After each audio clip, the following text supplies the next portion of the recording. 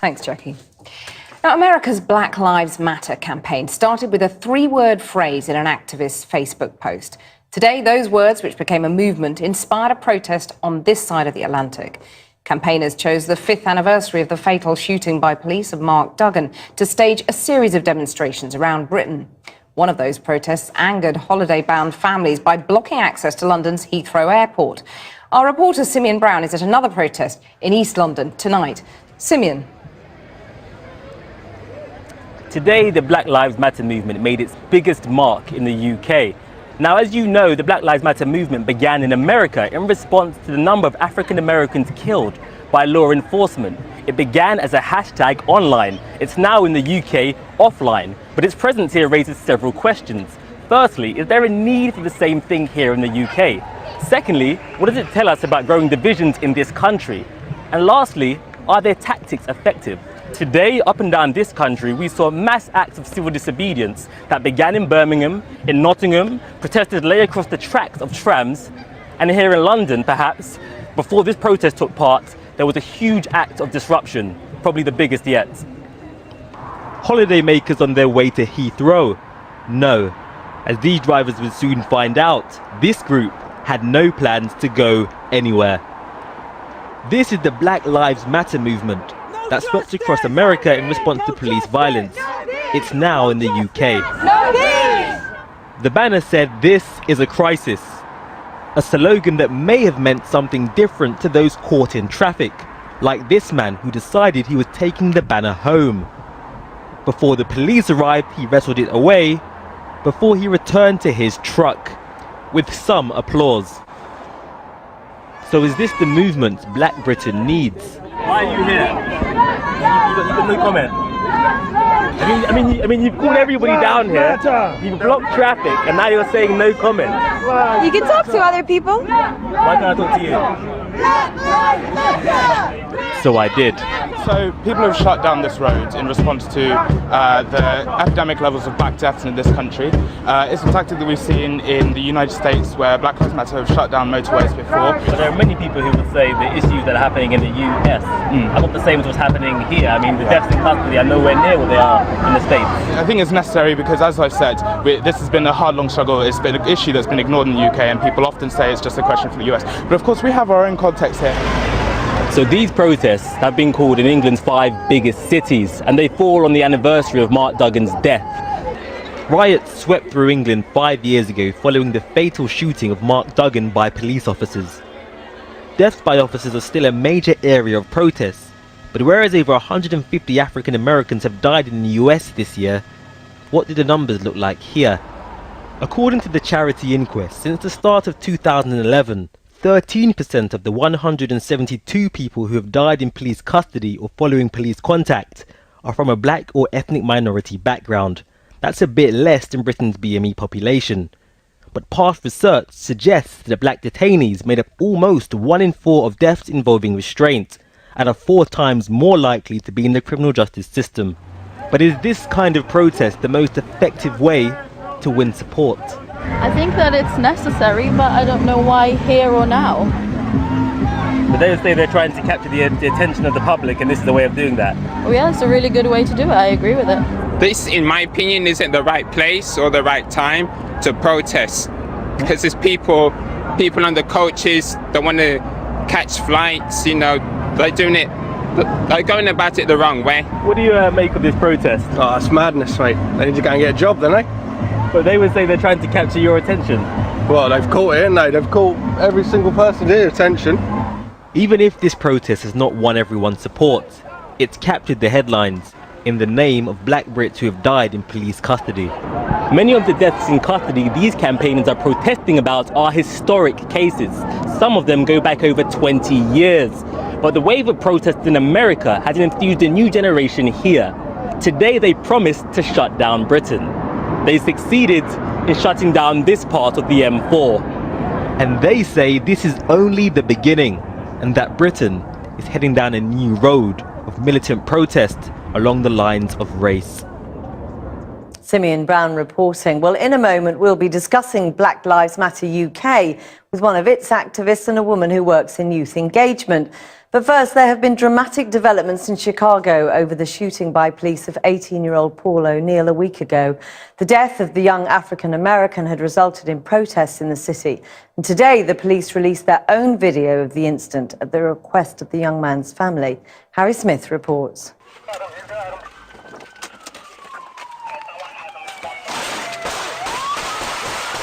It was the deadly end to this car chase, which led to yet another police shooting, which has shocked America. Pictures taken from police body cameras have been released just days after the incident. It ended with the death of 18-year-old Paul O'Neill. He was shot in the back, allegedly fleeing from a stolen car. The pictures show a chase on foot through normally quiet suburban backyards. A scene of chaos and confusion. Hey, no.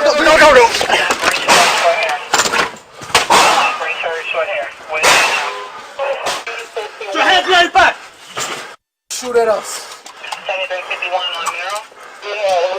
Hey, you okay, man? 461 emergency. Can we get EMS? One policeman asks another, "They shot at us too, right?" The officer who opened fire says, "I shot at the car after it almost hit you. He almost hit my partner." You shot too? Huh? You shoot? Yeah. You? And they shot at us too, right? One. I shot at the car after it almost hit you. The family of the man who died viewed the pictures along with their lawyer, who said they just watched the execution of their loving son. Because what I saw was a cold-blooded murder. It was a cold-blooded killing. You don't even shoot, and you shouldn't shoot, dogs that are running away. The pictures have been made public by the Independent Police Review Authority, which is charged with investigating police misconduct. Campaigners say not all the images have been made public, but investigators say it will form only part of their inquiry, which is now going on. Well, I'm joined now by Adam Elliott-Cooper, who's an activist with Black Lives Matter UK, and by Aziza Francis, a former regeneration officer with Lambeth Council and a youth engagement specialist. Adam, let me start with you. I mean, that Chicago footage that we've just seen is truly shocking. Can you imagine anything like that happening here?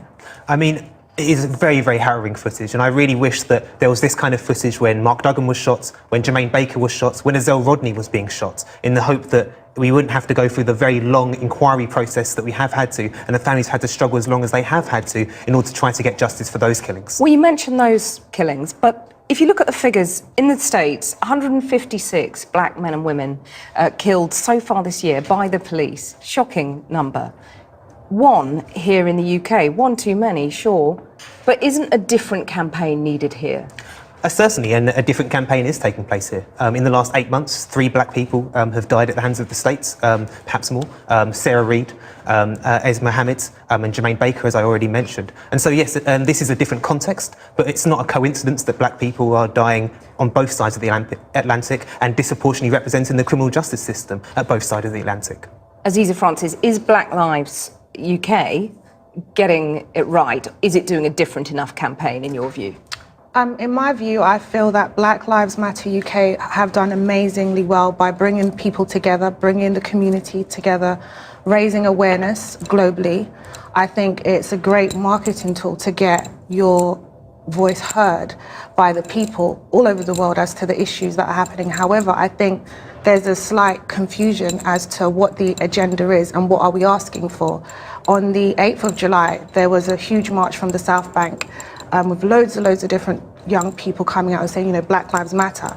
Black Lives Matter UK and that march are two different people organising it. And I think we just need to be very clear about what is it we're asking for and what changes we would like to see, what policies we would like to see being made. And also... Well, what do you want to ask for? What do you want to ask for that Black Lives Matter UK is not asking? I would love us to be more educated about what's happening, not just in the US, but here within schools. I think it should be a part of the curriculum that young people are educated about the issues that have come up of recent, so they're made more aware, and banking and knowing about economics. You know, that's how we would get power to make change. With no funds, no money, and no understanding of our own economy, what changes can we make? Adam, focus on those changes rather than killings.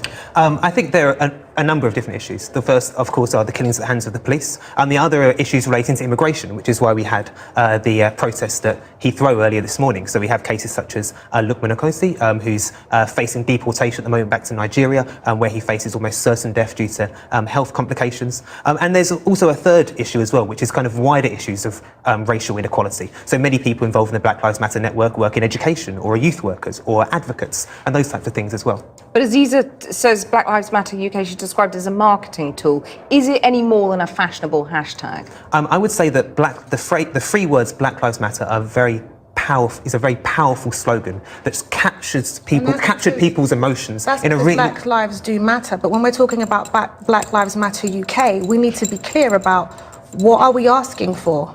We need to be educated as young Black British people with regards to what our issues are, what policies would we like to see change. We would like to be educated around economics and finances to enable us to have a better future. As we speak, people are gathering in East London in a mass protest that's where breakout groups are having educational sessions with young people, old people, black. Who knows about this? This isn't trending. These sessions and groups are currently not trending. So they're not getting the publicity. Yeah, they're not getting the publicity they need. So to march, that trends. To show up in peace and love and harmony, that trends, and that's great. But in terms of the action, what happens after the march? After we march, what happens next? The Black Lives Matter UK network is news to me. Black Lives Matter UK marching is separate. So I think we need a lot of support in bringing it all together and being very clear about what is it we're asking for. I think our voices are being heard. We're raising a lot of awareness, but we need to say this is what we want. These are the changes we need to see. Adam, are the tactics that you use today, are they in danger of being divisive? You know, a lot of people going on holiday, a lot of people might want to rally to your cause. They might think twice after today, perhaps. A number of different tactics have been used for many, many decades in this country. So you have organisations like the Monitoring Group, who monitor police misuse of power and police racism and other forms of racial violence. You have the United Friends and Families campaign, who take legal action through the courts to try to get justice for those who have died at the hands of the state. You have educators, youth workers, many different avenues. This is just one of many different avenues of resistance. And I think that one of the reasons it's come to this quite, perhaps you might argue, is an extreme form of radical protest is because many of these avenues of resistance have not brought about the necessary changes for the black life and black dignity that we all deserve to be fully recognised in this country. Adam Elliott Cooper and Aziza Francis, thank you very much for joining me. Thank you. Jackie. There was a huge act of disruption, probably the biggest yet. Holidaymakers on their way to Heathrow? No, as these drivers would soon find out, this group had no plans to go anywhere. This is the Black Lives Matter movement. That's what demonstrations around Britain. One of those protests angered holiday-bound families by blocking access to London's Heathrow Airport. Our reporter Simeon Brown is at another protest in East London tonight. Simeon. Today, the Black Lives Matter movement made its biggest mark in the UK. Thanks, Jackie. Now, America's Black Lives Matter campaign started with a three-word phrase in an activist's Facebook post. Today, those words, which became a movement, inspired a protest on this side of the Atlantic. Campaigners chose the 5th anniversary of the fatal shooting by police of Mark Duggan to stage a series of Now, as you know, the Black Lives Matter movement began in America in response to the number of African Americans killed by law enforcement. It began as a hashtag online. It's now in the UK offline, but its presence here raises several questions. Firstly, is there a need for the same thing here in the UK? Secondly, what does it tell us about growing divisions in this country? And lastly, are their tactics effective? Today, up and down this country, we saw mass acts of civil disobedience that began in Birmingham, in Nottingham, protesters lay across the tracks of trams, and here in London, perhaps, before this protest took